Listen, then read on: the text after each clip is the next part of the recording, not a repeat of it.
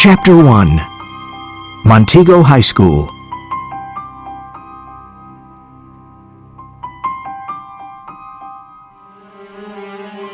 Montego Bay is a beautiful tourist town on the east coast of Florida, near Miami Beach. The town was founded in the 17th century by the pirates of the Caribbean Sea, who were called buccaneers. Montego Bay became their home port, and there are still legends about hidden treasure there. The new Montego Bay Wax Museum opened recently. It is a big tourist attraction with wax statues of famous explorers, buccaneers, sea captains, slave merchants, and criminals. Our story starts one Friday morning in October at the Martins' home. Bill and Michelle Martin lived with their parents in a nice old house. Bill was a tall boy of 16 with brown hair and blue eyes. This was his third year at Montego High School. Science was his favorite subject, and he wanted to become a biologist. Basketball was his sport, and he was one of the best players on the school team. His sister Michelle was a pretty girl of 15 with short red hair and blue eyes. She loved all kinds of modern music and had a big collection of CDs. This was her second year at Montego High, and she was a member of the Journalism Club, which published the monthly school paper. "Hurry up, Michelle, it's late!" shouted Bill from the living room. "I'm coming!" shouted Michelle from the top of the stairs. She ran down and took her backpack. "Bye, Mom. See you this afternoon." "Bye, Mom," said Bill. "There's basketball practice today. See you at dinner." "Enjoy your visit to the new museum," said their mother. Their father worked at the airport, and he was already at work. Bill and Michelle met their good friend Nick Chan in front of the park. He was a tall Chinese American of 16. He was a member of the basketball team too. "Hi, guys," said Nick, smiling. "Let's hope this visit to the new wax museum won't be boring." "I know," said Bill. "and we have to write a report about it for Mrs. Jenkins." The students of the second and third year were visiting the new museum that morning. It was part of their local history course with the new history teacher, Mrs. Jenkins.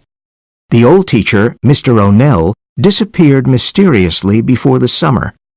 He was one of the favorite teachers at Montego High because he was friendly and his classes were interesting. One day in June, Mr. Onell went out on his boat, the North Star. He sailed east to the Bahamas and into the Bermuda Triangle. No one knew why he was going there. The Coast Guard found his boat a few days later, but he was missing. Only his dog was on the boat. They took the North Star back to the Montego Bay port and left it there.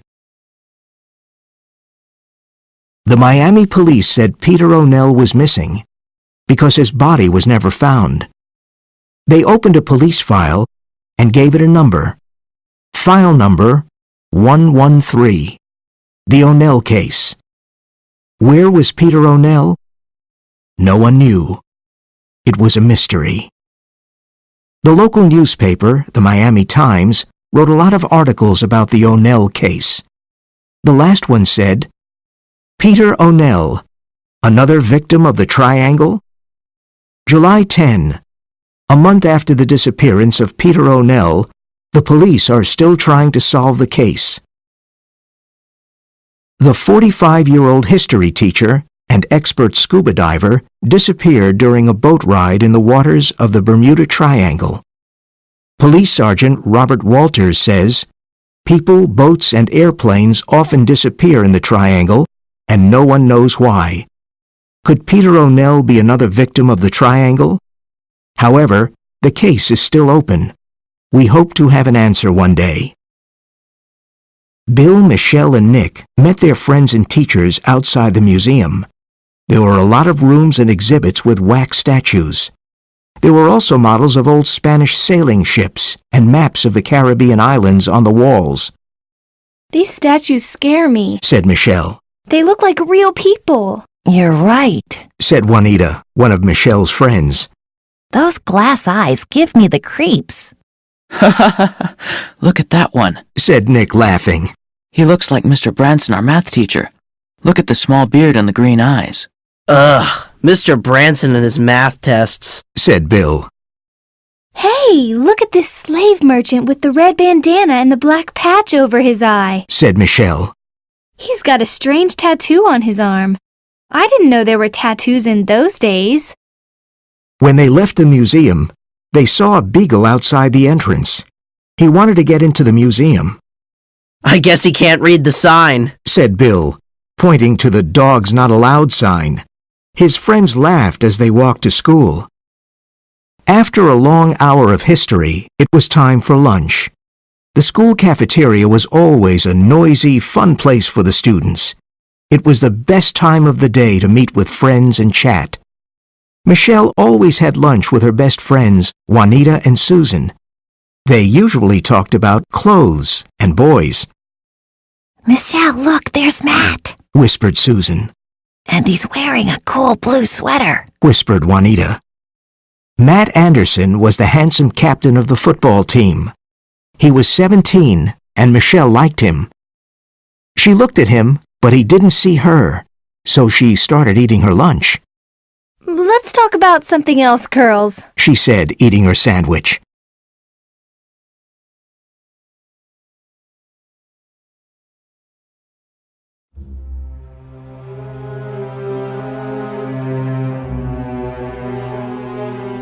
Chapter 2. At the Port.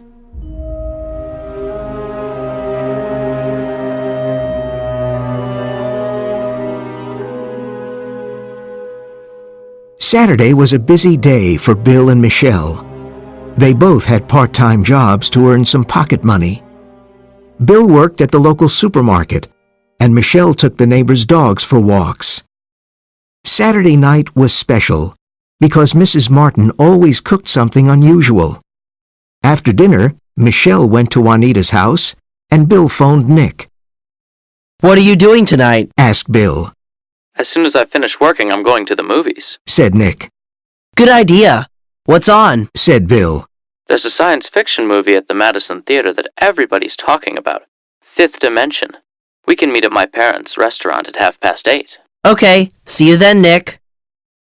Nick's parents had a Chinese restaurant near the port, and he always worked there on weekends.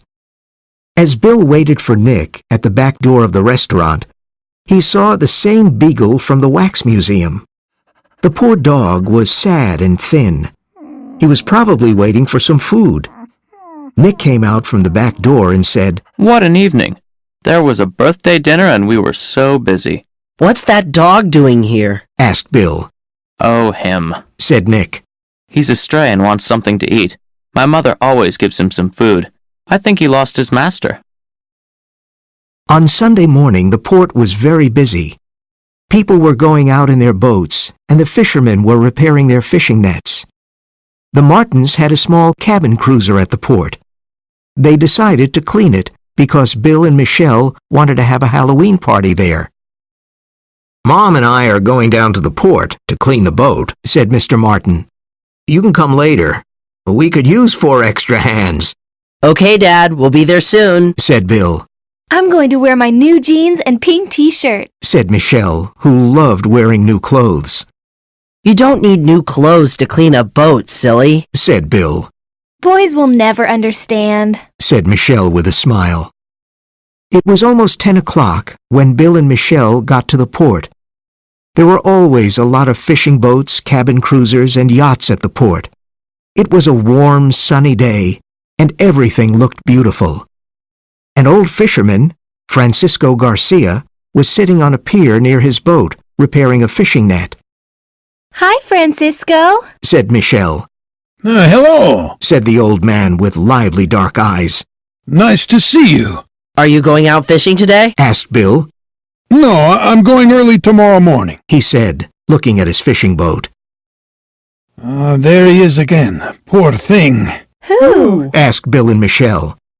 Peter Onell's dog, Rover. He sits in front of his master's boat every day and whimpers. Can't you see him?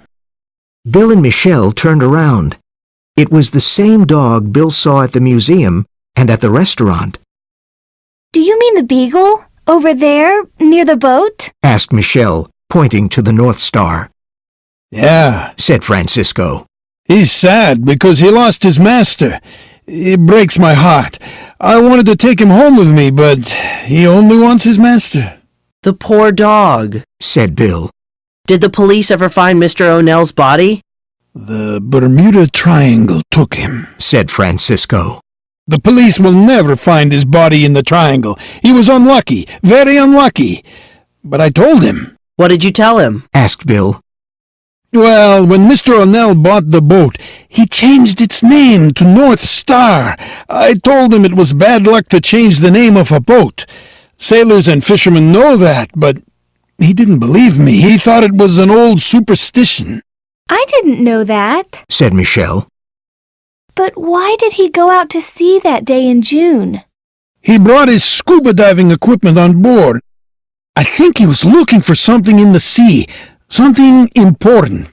He went out in his boat every weekend. Did anyone go with him? Asked Bill. Only his dog. He said, and his busy hands started repairing the net again.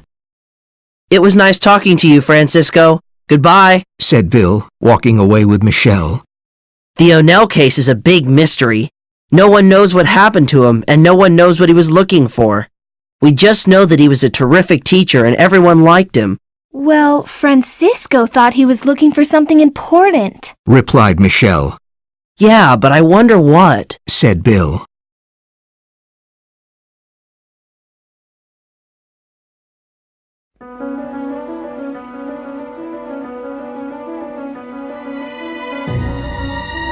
Chapter 3. A Halloween Party.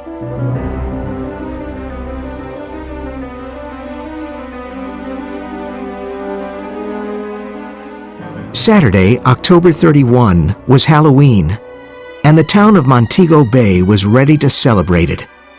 There were jack-o'-lanterns and black and orange decorations everywhere. There were some incredible costumes in town, and people were busy planning scary Halloween parties. Bill and Michelle planned their costumes and masks weeks before Halloween. Bill was a vampire, and Michelle was a rock star. She was excited because she could wear more makeup on Halloween. They went to the port and had their Halloween party on the boat with their friends. Mrs. Martin made pumpkin pies and Halloween cookies, and there were good CDs to dance to. Before midnight, Nick took some pictures with his new digital camera. The party was a lot of fun, and everyone loved it. No one got to bed before 3 a.m. Bill and Michelle slept until noon the next day. "How was the Halloween party?" asked Mr. Martin. Oh, we had a great time, Dad. Said Bill. Thanks for letting us use the boat. We even cleaned up. Said Michelle proudly. I'm glad you had fun. Said Mrs. Martin. That afternoon, they went to Nick's house to see the pictures he took the night before. Come upstairs and see the pictures of the party. Said Nick excitedly as he opened the door. Why are you excited? Asked Michelle. Is something wrong with them? You both look super. He said. But that's not the problem. It's something else. They sat down in front of Nick's computer and started looking at the pictures. Look at this one. Said Nick. Can you see the big white spot? It's on the boat in the background. They looked at the pictures of the party and saw a white spot on a boat in the background. Let's look closer at the picture. Said Michelle. I want to see the name of the boat. It's the North Star. Cried Bill. It was Mr. Onell's boat. But what's that white spot? Asked Nick. They looked at the computer for a while, and then Michelle cried out, I know! It's somebody's ghost in the picture. I read about it in a book, and last night was Halloween. Strange things can happen on Halloween night. A ghost? Whispered Bill and Nick.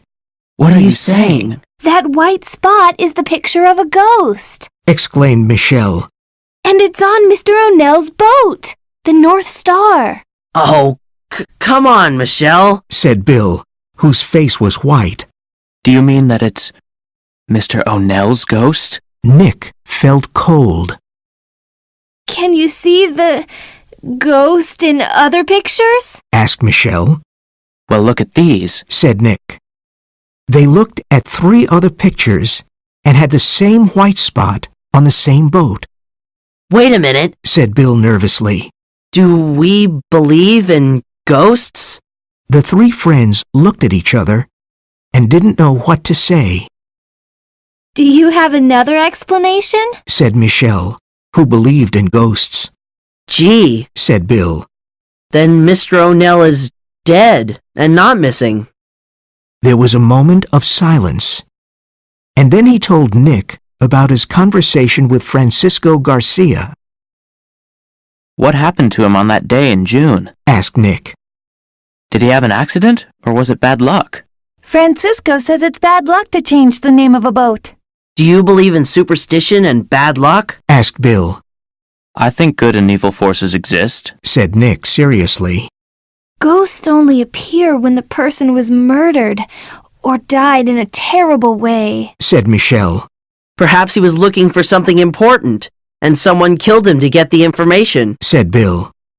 But where's his body? Asked Nick. We should tell the police about this. Said Bill.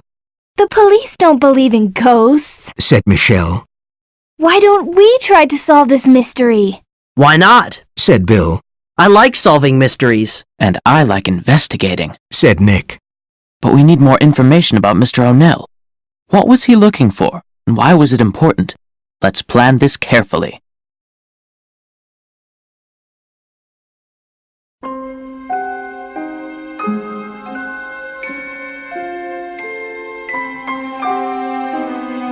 Chapter 4.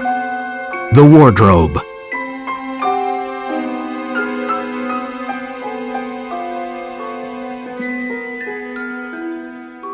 Nick's room was the perfect place to plan things. Let's find out more about Mr. Onell. Said Bill. Where did he live? I'll look it up in the phone directory. Said Michelle. Here it is. His address was 1857 Stockton Street. That's behind the port. Let's try and get into his house. But I'm sure the police already went there. Said Nick. Yeah, but perhaps they didn't examine everything. Said Bill. Let's go there after dark with our flashlights. When? Asked Nick excitedly. How about Tuesday after dinner? Said Bill. When the school bell rang at 3:30 p.m. on Tuesday afternoon, Bill, Michelle, and Nick hurried home. They did some homework and met at 7. It was a windy autumn evening. They walked to the old part of town, and Peter Onell's house appeared behind some tall trees. It was a white wooden house with a brown roof and a small garden. They were surprised to see his dog sitting outside the door. He recognized Nick from the restaurant and went to him. Look who's here, Said Nick, smiling.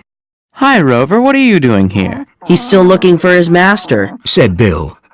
He's friendly. Said Michelle, stroking him. Let's go to the back of the house and see if the door is open. Said Nick. Rover followed them. The back door was locked, so they opened the kitchen window and climbed in. They stood in the dark kitchen for a moment. Everything was silent. We're in Mr. Onell's house. Said Bill. This is weird. Let's start looking for clues. Said Michelle. Where can we start? Asked Nick. Look, Rover's going to the living room. Said Michelle. Let's follow him. The living room was small, and there were 2 armchairs near the window. There was a big color photograph of Onell and his dog on a small table. Michelle looked at the photograph. It was probably taken on his boat in the summer. Look, he's got a strange tattoo on his arm. It's a peace sign. Said Bill. They were popular in the 1970s. Rover led them to the hall and sat down in front of a door. He barked and put his paw on the door. Let's open it. Said Michelle. She was scared, but she opened the door. There were stairs that went to the dark basement, and the air was cold. Bill and Nick turned on their flashlights and slowly went down the stairs, and Michelle and Rover followed them. They looked around and saw a few boxes of books, some diving equipment, and a big wooden wardrobe. Rover went to sit in front of the old wardrobe and started barking. Why is he barking at the wardrobe? Asked Nick as he stroked the dog's head. He barked again and looked at Nick with his big brown eyes. Then he began pushing the wardrobe door with his paw. Let's open it, said Nick. His heart beat fast as he turned the key and opened the door. He saw 2 scuba diving suits. There's nothing interesting in here, he said, closing the wardrobe. Rover barked again and pushed the door with his paw. Nick opened the wardrobe again and looked inside carefully. Could there be something behind this wardrobe? Said Michelle. Like in mystery novels, Michelle? Said Nick, laughing. Yes, exactly, Said Michelle. Come on, let's try and move it to one side. Okay, let's try. Said Bill. The wooden wardrobe was very heavy, but they were able to move it a bit. Rover was right. There was a small opening to a tiny room.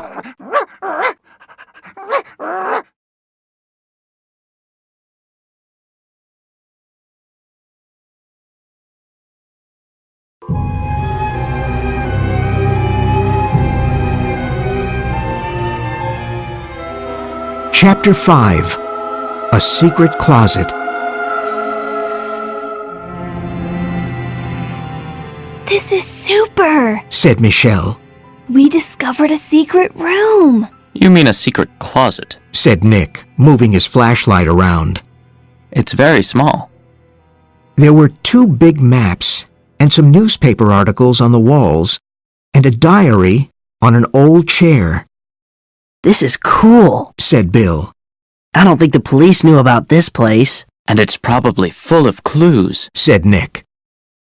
The maps on the wall show the Bermuda Triangle, the sea between Miami, Puerto Rico, and Bermuda. There were red pen marks on the maps. Mr. Onell was probably trying to find a particular spot in the Bermuda Triangle, Said Nick. Listen to this headline from the Miami Times. Said Michelle. Ship with precious cargo disappears in the Bermuda Triangle. Let's see, Said Bill, holding up his flashlight. The 3 of them started reading the newspaper article on the wall. A small ship, the Pelican, disappeared in the Bermuda Triangle last week. It was transporting ancient Roman and Greek artifacts bought in Europe by an important American museum. The artifacts are worth millions of dollars, and they are now probably sitting on the bottom of the Atlantic Ocean. I think I understand, Said Bill. Mr. Onell was probably looking for the ship in the Bermuda Triangle. That's why these 2 maps are marked in the same place. And that's why he went out in his boat with his diving equipment every weekend. Added Michelle. But why was he looking for them? Asked Nick. That's a good question. Said Bill. I'm sure a lot of dishonest art dealers want to find those artifacts and sell them on the black market. It's a big business. They're worth millions of dollars. But Mr. Onell wasn't dishonest. I'm sure he was looking for them for another reason. Michelle started looking through the diary on the chair. Hey, look! She said. On June 7th, Mr. Onell wrote this note in his diary. Call Professor Ortega at Florida Historical Museum. That's the day before he disappeared. She paused for a moment and said, Perhaps Mr. Onell was working for the Florida Historical Museum, and that's why he was looking for the ship. That's a good explanation. He was an expert scuba diver. Said Bill. Is there anything else in that diary? Michelle looked through the pages.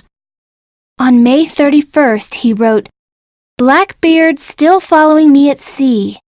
Who's Blackbeard? Well, he was a pirate centuries ago.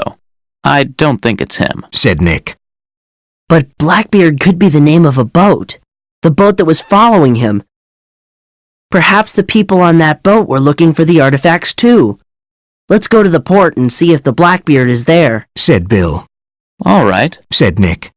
but let's go now. It's late. And it's getting very hot in this closet. Said Michelle. Suddenly, there was a loud noise upstairs. What's that? Cried Michelle. We're not alone here. Said Nick. Someone or something is in the house. They stood still for a minute, Well, Michelle, whispered Nick. you're the ghost expert.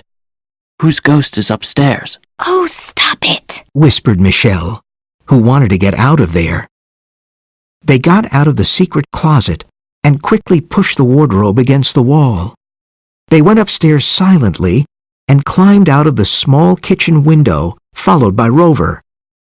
When they were outside the house, they heard another loud noise and ran away. Ugh, that math test was impossible. Said Nick, walking out of Mr. Branson's class angrily. I think he makes math hard for us. Said Bill. I couldn't finish the last two problems. Me neither. Said Nick. I studied until late last night, but it didn't help. Even Maria Lopez, who's a math genius, didn't finish the last problem. Hey, let's think about the big game against South Miami High tonight. Said Bill. They're a strong team. And so are we. Said Nick. That evening, the Montego High gym was crowded and noisy. The colors of the two schools were everywhere. Orange and purple for Montego, and black and red for South Miami. It was an important basketball game, and the local TV station was there to film it. Michelle sat with Juanita and Susan. Mike Anderson and his friends from the football team were sitting behind them, and this made Michelle nervous. I'm happy I wore my new sweater with the school colors. She thought.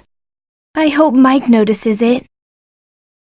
It was an exciting game, and everyone was cheering for their team. Montego High finally won and entered the Florida finals. Someone touched Michelle's shoulder. She turned around and saw Mike. Hi, Michelle, Said Mike. your brother played a great game. Oh, thanks, Mike. I'll tell him. Said Michelle, who was happy because Mike talked to her. On the way home after the game, Bill, Michelle, and their friends walked by the Wax Museum. They saw Rover sitting at the entrance. He was whimpering. I wonder what Rover's doing in front of the museum at this time. Asked Michelle. There's something about the place that attracts him. Said Bill. But what? Remember the day when he tried to come into the museum with our class?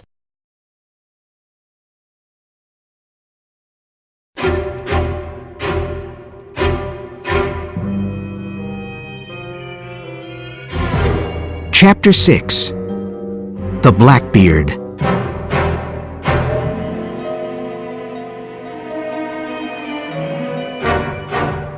On Sunday, Bill, Nick, and Michelle continued investigating the case. This time they met in Bill's room. We have to find the Blackbeard and see who it belongs to. Said Bill. I'm sure there's a connection between that boat and Mr. Onell. There's a naval registry office at the port. Said Michelle. All boats at the port are listed there. Good, let's go to the port. Said Bill. The Naval Registry was a small office near the Montego Yacht Club. Michelle went in and talked to the clerk. Hello, my name is Michelle Martin, and I need some information. Is the Blackbeard here? Let me check. Said the clerk as he turned to his computer. Here it is. The Blackbeard. It's at Pier number 8. That's where the biggest yachts are. Can you tell me the name of the owner? Let's see. It's Mr. Julian Devereaux from New Orleans. Julian Devereaux? Said Michelle, surprised. Yes, Julian Devereaux. He and his wife are the owners of the new Wax Museum. Okay, thanks for your help. Said Michelle. She met Bill and Nick outside and told them about the Blackbeard. Wow. Cried Nick. So Julian and Gertrude Devereaux are the owners of the Wax Museum and the Blackbeard. Said Bill. And they gave a lot of money for the new park. Said Nick. There's a connection. Said Michelle. Why were they following the North Star at sea? And what about the Wax Museum? Asked Nick. Why is Rover so attracted to it? This case is really difficult. Said Michelle. Well, Said Bill. we know that the Blackbeard is at the port, and that Julian Devereaux owns the boat and the Wax Museum. There was a moment of silence. And we know he's rich. Said Nick. But that's not much. The clerk said that Julian Devereaux is from New Orleans. Added Michelle. Let's go home and look on the web. At home, they got on the web and found some interesting information. Devereaux was the owner of a maritime museum in Charleston, South Carolina, and a new art museum in Houston, Texas. This man owns 3 museums. He's very rich. Said Michelle, grinning. And guess what you find in museums? Artifacts! Cried Bill and Nick. Like the ones Onell was looking for. Exactly! Said Michelle excitedly. So what's the next step? Asked Nick. Said Bill, looking at the computer screen. We have to find a way to get on the Blackbeard. We could find some evidence of Devereaux's connection to this mystery. The Blackbeard's at pier number 8. Said Michelle. We can go one evening when the museum is open. I don't want to meet them face to face. The museum's always open on Friday and Saturday evenings until 10 p.m. Said Nick. And the Devereaux are there on those evenings. Okay, Said Bill.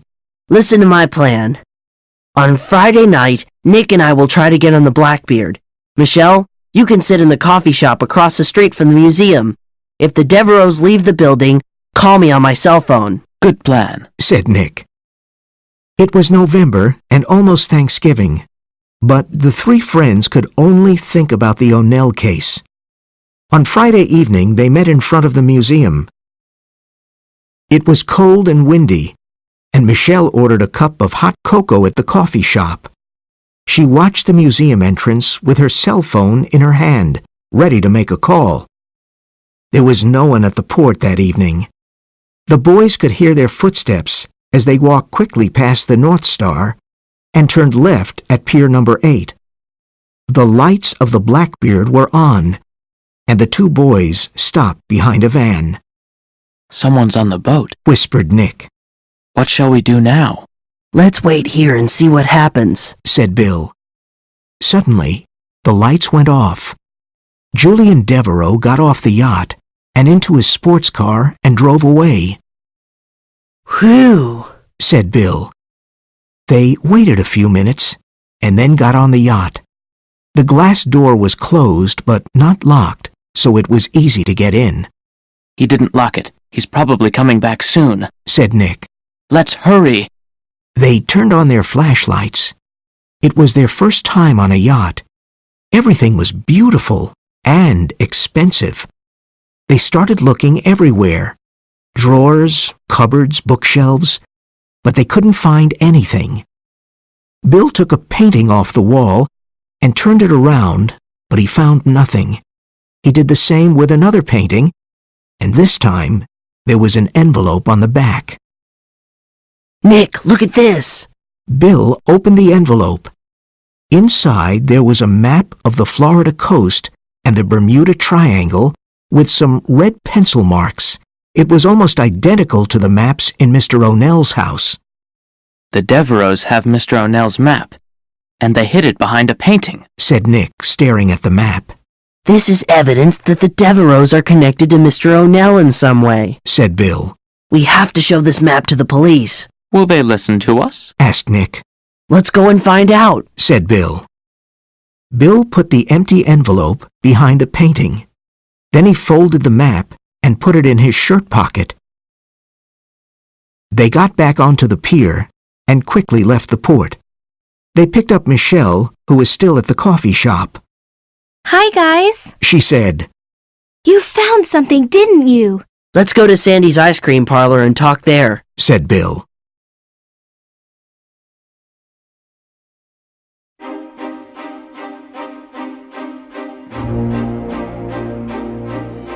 Chapter 7. Sgt Walters.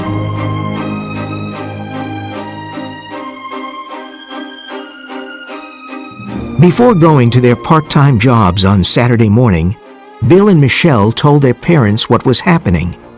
Mr. and Mrs. Martin were very surprised. Why didn't you tell us about this before? Said Mrs. Martin, who was worried. You kids are amazing, said Mr. Martin. No one has solved this mystery, but perhaps you can. I remember Mr. Onell. He was a very nice man. I'm glad you're going to the police today. It's the right thing to do. That afternoon, the three friends went to the police station and spoke to a police officer. Good morning. I'm Sgt Walters, said a tall man with friendly eyes. What can I do for you? We want to report something, said Bill. Come into my office and sit down, said Sgt Walters. Bill was a bit nervous at first, but Sgt Walters was friendly. He, Nick, and Michelle explained everything. They talked with him for about half an hour, and he seemed interested. Sergeant Barnes, please bring me the Onell case file number 113, said Sgt Walters. He looked through several papers in the file and then wrote something down. You three are good detectives, he said. But do you know that it is against the law to enter private property, like Mr. Onell's home and the Blackbeard? Bill and Nick were embarrassed, but Michelle was not. We wanted to help the police solve the case, she said seriously.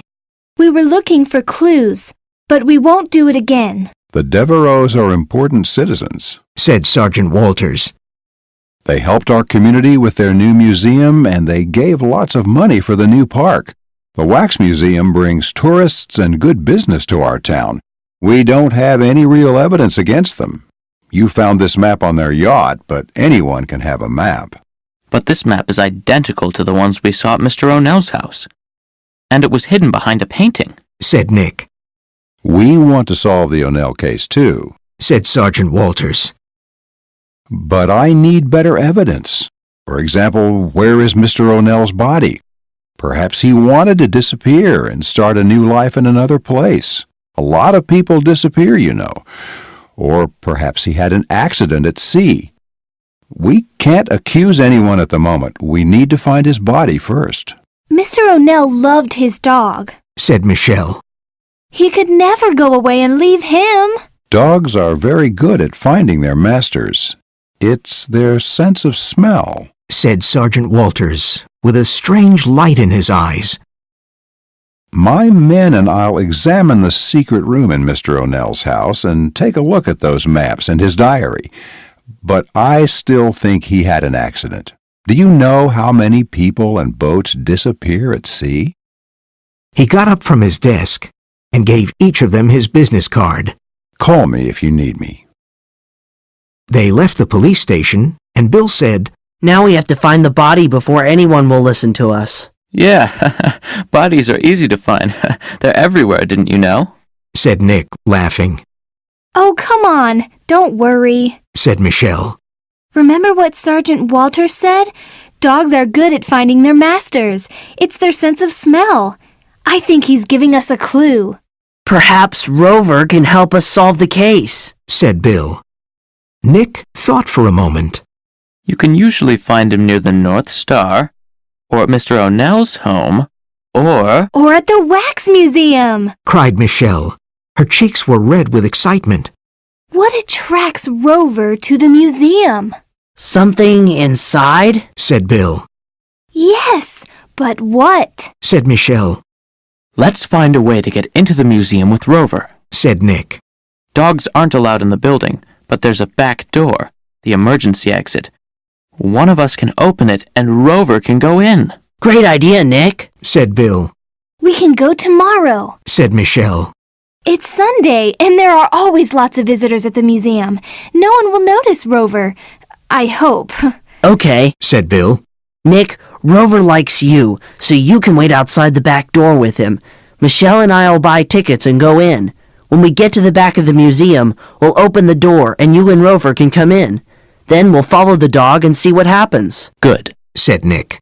My mother usually feeds him at 9 o'clock. I'll try to keep him at the restaurant tonight.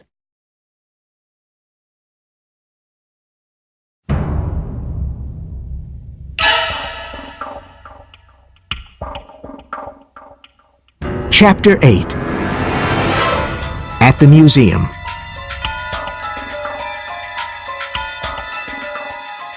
Bill and Michelle woke up early on Sunday morning. This was a very important day for them and Nick. They left their house at 9:30 and met Nick in the park. Hi, Nick, Said Bill, looking at Rover's new red leash. The leash was my mom's idea. Said Nick as they walked towards the museum. You and Michelle go ahead, and I'll wait for you outside the back door. That morning, a lot of tourists were buying tickets, so Bill and Michelle had to wait to get in. They went to the back of the museum and opened the emergency door. Nick and Rover went in quickly, and no one noticed them. Rover walked to the wax statue of the slave merchant with the black patch over his eye. Rover stopped in front of it and started sniffing and whimpering, and the noise got louder. Some tourists saw him, but they didn't stop, I think Rover found something. said Michelle. She and the boys looked at the 17th century slave merchant. Then Michelle noticed the tattoo on the statue's arm. Hey, look at that tattoo. Whispered Michelle. Do you remember it? It's the same tattoo we saw in the photograph at Mr. Onell's house. The peace sign. Whispered Nick. But they were popular in the 1970s. A slave merchant of the 1600s didn't know about peace signs. Rover started barking, he's found something. said Bill, as the barking got louder and the dog became more excited, Could that be his master? said Nick, his voice trembling, But it's a wax statue. said Michelle weakly, Yeah, but look at the tattoo. said Bill. Is that a wax statue? Or is it someone's body? They felt cold and their hearts started beating fast. Suddenly their legs felt weak. But how is it possible? Nick couldn't finish his sentence. Rover's bark got louder, and the museum guard came by. I'm sorry. Dogs aren't allowed in the museum, He said, Please take him out. No, we're not taking him out. said Bill angrily. You must obey the rules of the museum or I'll call the police. No, Said Bill angrily. we'll call the police. Michelle, do you still have Sgt Walters' card? Of course I do. She said, taking out her phone. I'll call him. Several visitors stopped to see what was happening. Rover was very excited and barked loudly. Nick pulled on the leash to hold him back. Michelle called Sgt Walters and asked him to come immediately. We have a body for you. She said with a trembling voice. More visitors stopped near them. Sgt Walters, Sergeant Barnes, and 2 other policemen got to the museum in a few minutes, Sergeant Walters, we found Mr. Onell's body. said Michelle loudly. His dog led us here and started barking. We noticed that the tattoo on the statue is the same tattoo we saw in a photograph at Mr. Onell's home, a peace sign, popular in the 1970s, and this museum is owned by Mr. and Mrs. Devereaux. Onell's body? Exclaimed Sergeant Walters. What are you saying? I want to look into this. He turned to the museum guard and said, I want to examine this statue carefully. Do you have a back room? Yes, I'll open it for you. said the guard. Sergeant Walters asked his men to take the statue to the back room, I want to speak to the owners of the museum immediately. he said. Mr. and Mrs. Devereaux are in their office upstairs. I'll go and call them. The guard was worried and confused. Sergeant Walters' men carried the statue to the back room, and Rover started following them. Nick pulled him back, but it wasn't easy. Sergeant Walters called the police station and asked them to send a medical expert. Then he turned to the 3 young people who were very excited about their macabre discovery. I don't know what we'll discover here, but something is wrong, and we're going to find out more about that wax statue. Your detective work was excellent and you helped us a lot, but now it's the responsibility of the police. Call me in a few days and I'll tell you something more. Thanks for your help. The three friends were proud. They were helping the police solve the Onell case. When they left the museum, Nick took the leash off Rover, but he didn't run away. He stayed with them.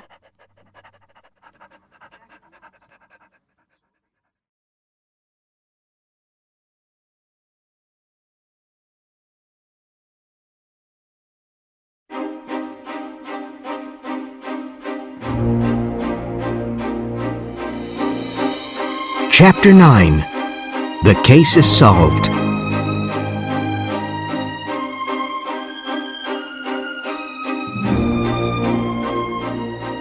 Do you think that was really Mr. Onell's body? Asked Nick. If it was, this is like a horror movie. Said Bill. What if the other statues were bodies? Michelle said weakly. Oh, please, Michelle. Said Nick. Devereaux reminds me of Dr. Frankenstein. When will we find out something? Asked Bill. I'm going to call Sgt Walters in a few days. Said Michelle. Bill, Michelle, and Nick did not have to wait long.